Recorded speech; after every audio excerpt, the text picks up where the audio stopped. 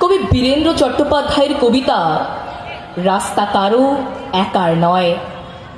ধর্ম যখন বিজ্ঞানকে বলে রাস্তা ছাড়ো, বিজ্ঞান কি রাস্তা ছেড়ে দেয়? পোপের ভয়ে দেশান্তরী হয়েছিলেন লিওনার্দো দা ভিঞ্চি। সারাদিন একটা অন্ধকার ঘরের মধ্যে পায়চারি করতেন গ্যালিলিও গ্যালিলেই। তাকে পাহারা দেবার জন্য বসে থাকত একজন ধর্মের পেয়াদা, যার চোখের পাতা বাতাসেও নড়ত না। বিজ্ঞান কি তখন থেমেছিল? তীর্থের পাণ্ডাদের হই হই তাদের লাল চক্কি পেরেছিল পৃথিবীকে বেঞ্চির ওপর দাঁড় করিয়ে সূর্যকে তার চারিদিকে ওঠে বস করাতে। ধর্ম যতদিনে দুঃখী মানুষকে বেঁচে থাকার সাহস দেয়, ততদিন রাস্তা নিয়ে কারোর সঙ্গে তার ঝগড়া থাকে না।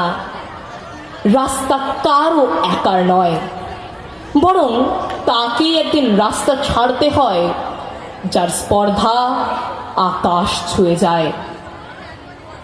বিজ্ঞান যখন প্রেমের গান ভুলে ভাড়াটে জল্লাদদের পোশাক গায়ে চাপায়, আর রাজনীতির বাদ সারা পয়সা দিয়ে তার ইজ্জত কিনে নেয়, আর তার গলা থেকেও ধর্মের ষাঁড়েদের মতোই কর্কশ আদেশ শোনা যায়, রাস্তা ছাড়ো, নইলে।